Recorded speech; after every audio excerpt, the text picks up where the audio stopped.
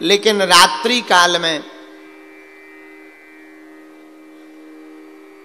अत्यधिक समुदाय की हो जाने के कारण प्रशासन ने तो अपनी पूर्णतया व्यवस्था कर रखी है, फिर भी एक संगम के किनारे जो घटना हुई वो बड़ी हृदय विदारक है। और निश्चित रूप से इस घटना से धर्म विरोधियों को बोलने का मौका मिला, तरह तरह की टिप्पणियां करने का मौका मिला। हमारे मन को बड़ा क्षोभ और बड़ा दुख रात्रि काल से ही है, और उसी चक्कर में हमने रात को ही ये भाव देखते हुए वीडियो बना करके जारी करवा दिया था कि आप जो जहां हैं वहीं रहें, संगम में संयम बरतें, और संगम ना भी पहुंचो, जिस घाट से नदी के किनारे, गांव में, सरोवर में जहां स्नान करने का मौका मिले वहीं संयम का संगम मान करके वहीं स्नान करें।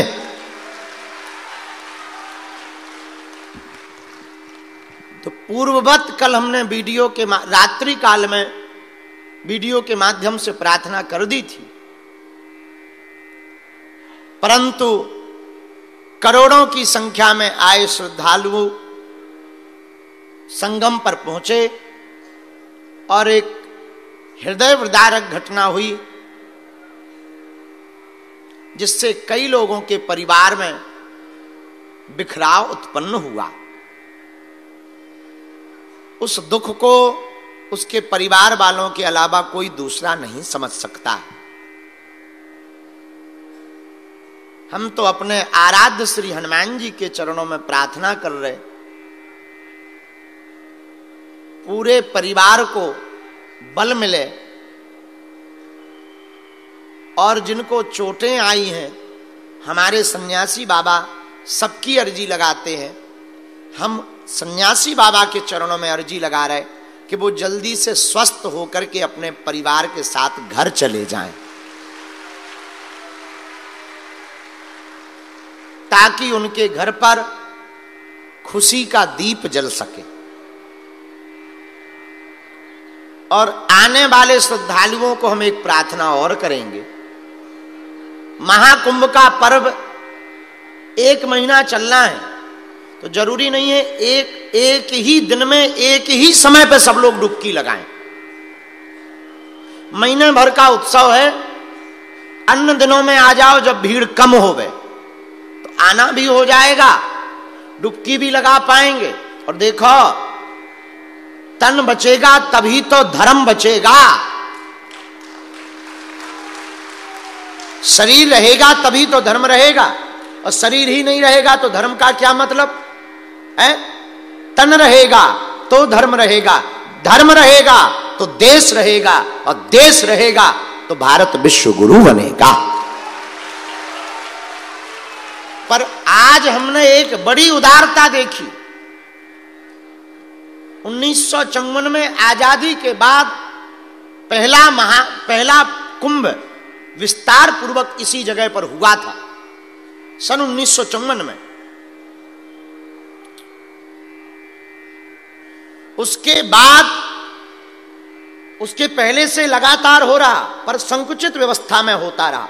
और आजादी के बाद 1954 के बाद, 1947 के बाद 1954 का प्रथम महाकुंभ, आजादी का महाकुंभ, आजादी का कुंभ विस्तार रूप में व्यापक हुआ पूर्ण कुंभ। महात्मा अमृत स्नान करने के लिए अखाड़ों में आपस में लड़ पड़ते थे कि आगे हम करेंगे। 13 अखाड़े हैं, तो कभी निरंजनी अखाड़ा, कभी कोई। अखाड़ा परिषद स्वयं तय करता है कि पहले स्नान कौन करेगा, कितने मिनट में करेंगे आप, दूसरे अखाड़े को कितने मिनट दिए जाएंगे, अमुक अखाड़े को कितने मिनट दिए जाएंगे, चाहे वो जूना अखाड़ा होवे निर्वाणी अखाड़ा होवे, निरंजनी अखाड़ा होवे, वैष्णव के अखाड़े होवे, उदासीनों के अखाड़े होवे, उनका एक समय फिक्स रहता।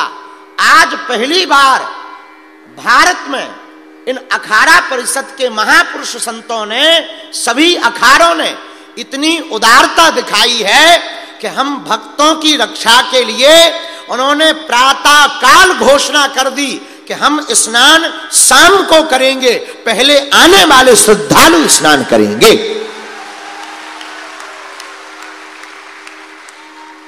जिस स्नान के लिए महात्मा तप करते, जप करते, यज्ञ करते, हवन करते, 12-12 साल तक, 144 साल तक इंतजार करते, वो इंतजार के दिन को भी महात्मा इतना उदार होता है कि वो घोषणा कर देता है कि ये हमारे अखाड़ा परिषद का निर्णय है, भीड़ बहुत है, हम जाएंगे, लोगों को चोट लग जाएगी, हम लोग अखाड़े में वापस जा रहे हैं, जब शांति होगी, सामान्य स्थिति होगी, तब हम स्नान करेंगे।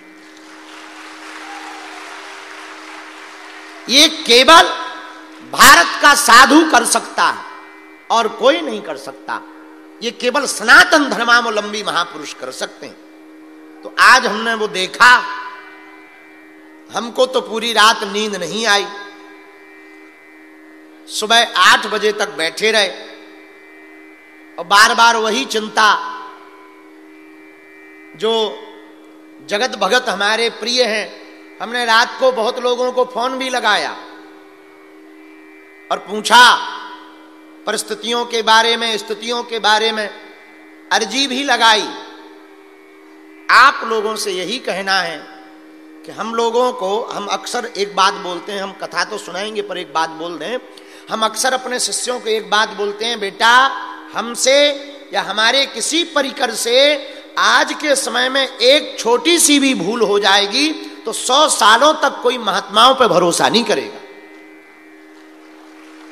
हाँ, इस बात का हमें ध्यान रखना है।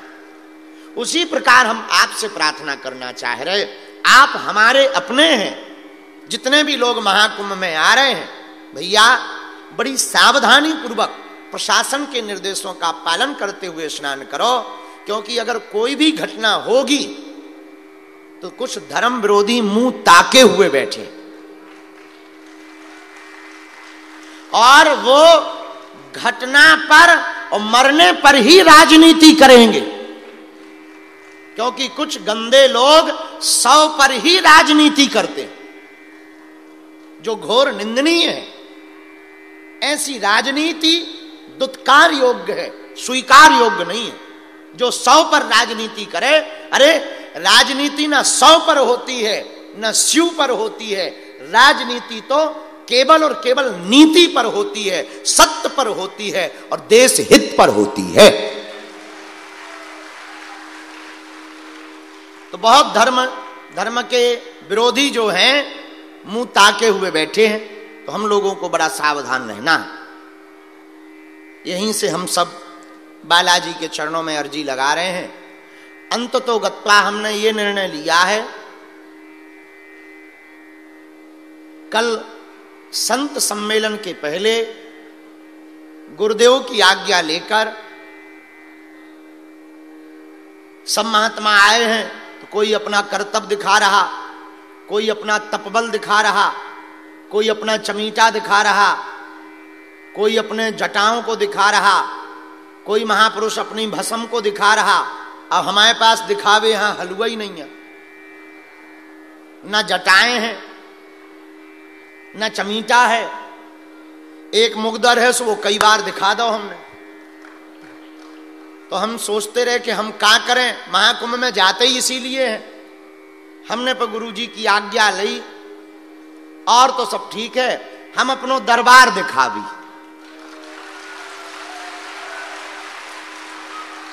हाँ, तो थोड़ा मोड़ा जितना भी समय के लिए सन्यासी बाबा की आज्ञा लगेगी, सो कल दरबार लगा भी।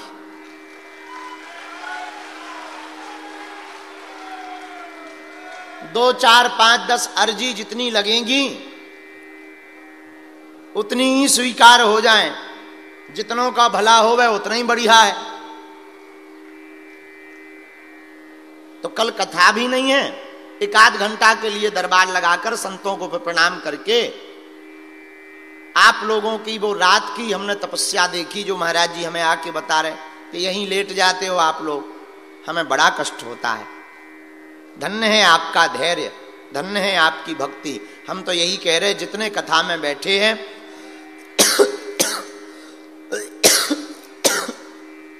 जो घर बैठ करके कथा को सुन रहे हैं, भगवान करे जाओ सबकी अर्जी स्वीकार हो जावे,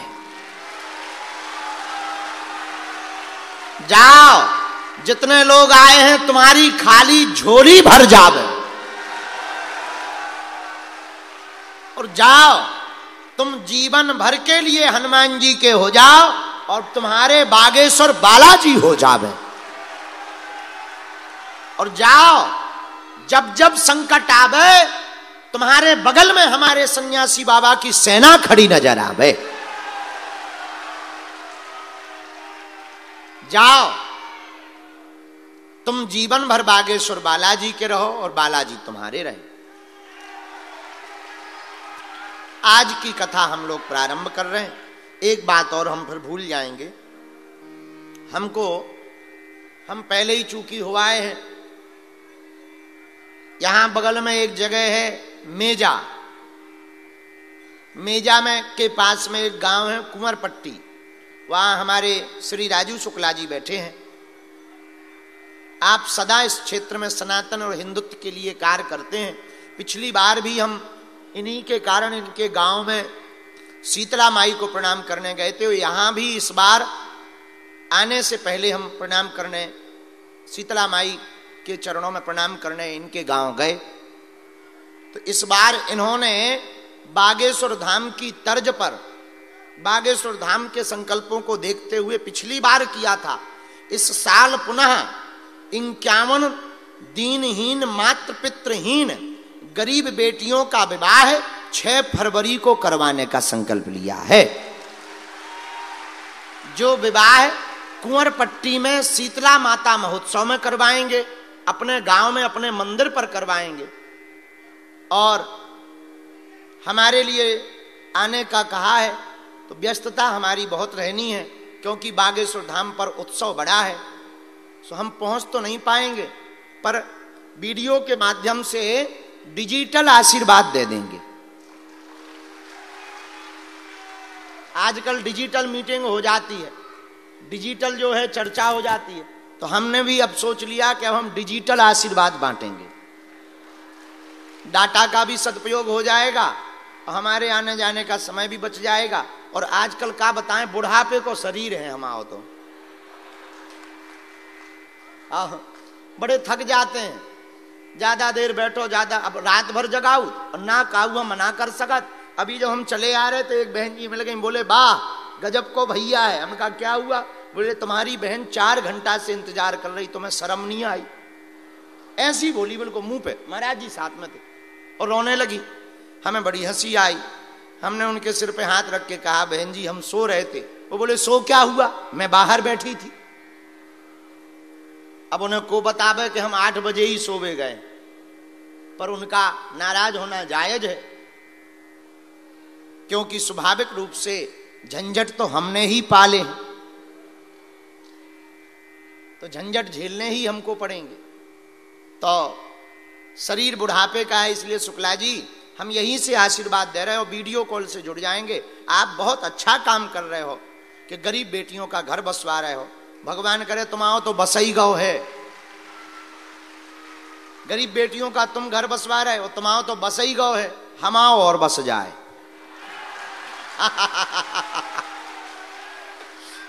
ये तो हम आपको विनोद में ले जा रहे हैं ताकि आपके चेहरे पे मुस्कुराहट बनी रहे। आज वैसे ही बैठे जैसे 4 लठ खा के बैठ गए हो, इसलिए थोड़ा सा बहुत हर्ष के साथ बैठो। जो हो गया सो वो तो हो ही गया है, भगवान की गति को कोई टाल नहीं सकता है। सुनहु भरत भावी प्रबल, बिलिख कहो मुनिनाथ, लाभ हानि जीवन मरण, यस अपयस विधि। 6 चीजें किसी की हाथ में नहीं है, लाभ हानि, जीवन मरण, यश और अपयश, ये 6 परमात्मा के हाथ में। किसके हाथ में है? पता लगे वही दवाई सबको दो तो सब ठीक हो जाए, पर वही दवाई तुम एक आदमी को दे दो वो मर जाए। हाँ, तो ये लाभ और हानि किसके हाथ में है? भगवान के हाथ में है, ये किसी के हाथ में नहीं है। हाँ, भगवान श्री कृष्ण जानते थे कि महाभारत होगी, जानना बड़ी बात नहीं है, वो भी जानते थे कि महाभारत होगी, पर रोकी नहीं।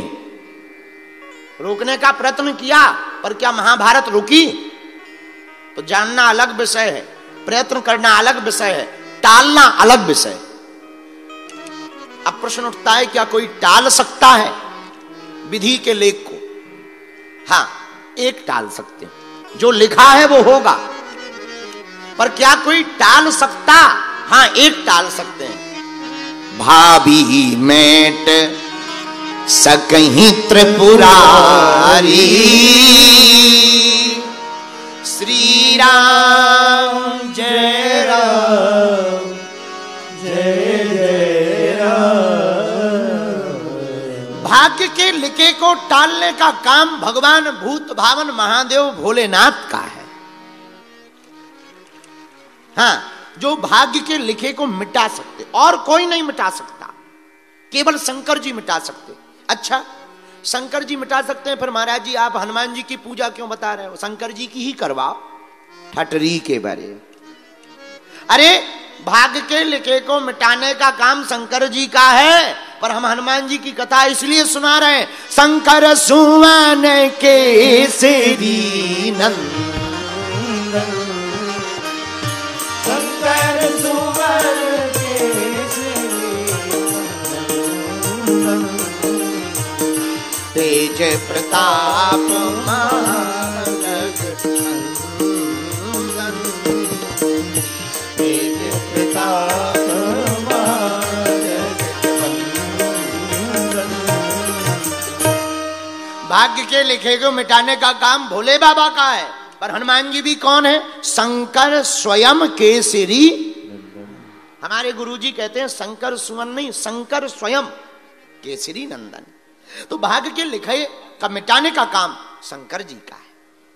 अच्छा, देखो, जो भाग्य में लिखा होगा वो तो मिलेगा, हाँ जी या ना जी, पर हनुमान जी की पूजा क्यों करवा रहे हैं हम तुमसे?